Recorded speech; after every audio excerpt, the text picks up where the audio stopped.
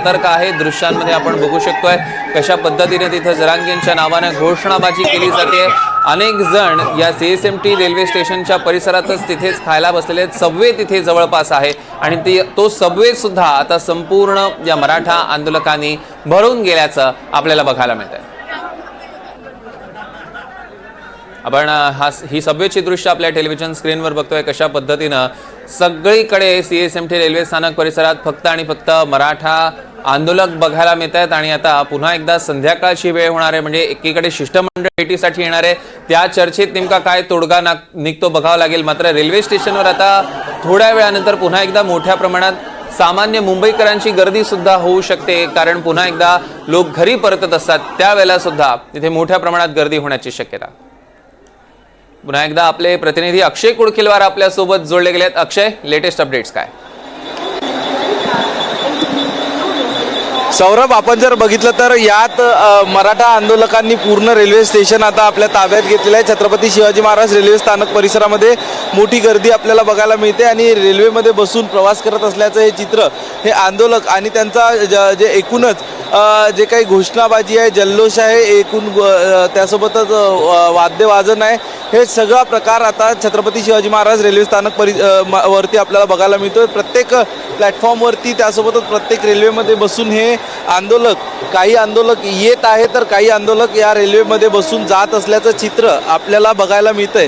बघतोय आपण मोठ्या संख्येनं हे आंदोलक या ठिकाणी छत्रपती शिवाजी महाराज स्थानकामध्ये येत आहेत। एकूण आपण बघितलं तर रस्त्यावर वाहतुकीची कोंडी झाली होती, लांबच लांब वाहनांच्या रांगा लागल्या होत्या, वाहनांना मुंबईमध्ये प्रवेश दिला जात नव्हता, मुंबईमध्ये वाहतुकीची व्यवस्था खोळंबली होती आणि अशा परिस्थितीमध्ये काही आंदोलकांनी या रेल्वे मार्गे या ठिकाणी येण्याचा प्रयत्न केला आणि आता या आपण बघतोय की या रेल्वे स्टेशनला देखील पूर्ण आंदोलनाचं स्वरूप झालेलं आहे। दुसरी एक महत्त्वाची गोष्ट जी आहे की या रेल्वे स्थानकाच्या बाहेरच आझाद मैदान आहे आणि आझाद मैदानामध्ये हे आझाद मैदान देखील या आंदोलकांना अपुरं पडत आहे।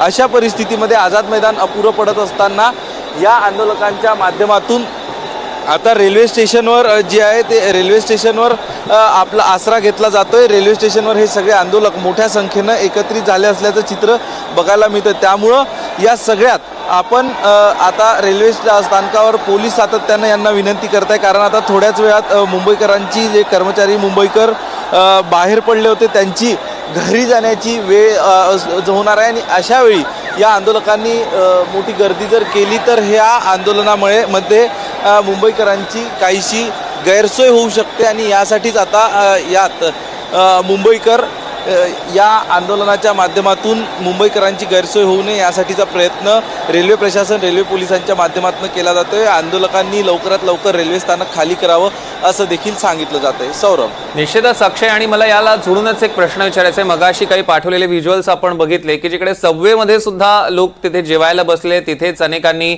आपलं सगळं सामान सुद्धा ठेवलेलं आहे, कारण मगाशी काही वेळापूर्वी बघितलं तर बाहेरचे खाण्याचे स्टॉल सुद्धा बंद होते। त्या संदर्भातले काय अपडेट्स आहेत?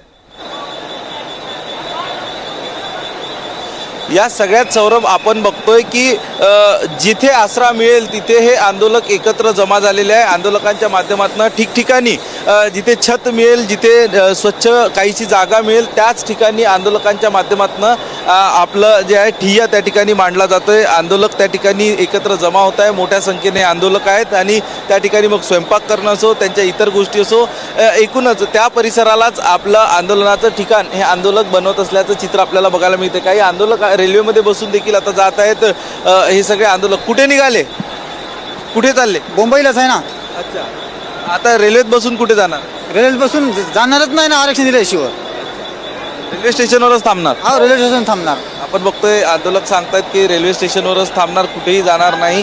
बघतोय या सगळ्या परिसरामध्ये हे आंदोलक गर्दी करतानाचं चित्र या आपल्याला बघायला मिळते। सौरभ, या सबवे असेल, फ्लायओव्हर खालची जागा असेल, या सगळ्या परिसरात आंदोलक जे आहे ते एकत्र जमा झालेले आहे आणि सगळ्या परिसराला एकूण मराठा आंदोलनाचं स्वरूप आलेलं आहे। निश्चितच अक्षय, यावर लक्ष ठेवून असतात असे अपडेट्स घेऊ। तर धन्यवाद। आपण टेलिव्हिजन स्क्रीनवर दृश्य दाखवूया. एकीकडे आपण जी दृश्य बघतो आहे ती सबवेतली दृश्य आहेत. तर CISMTचा हा सबवे आहे.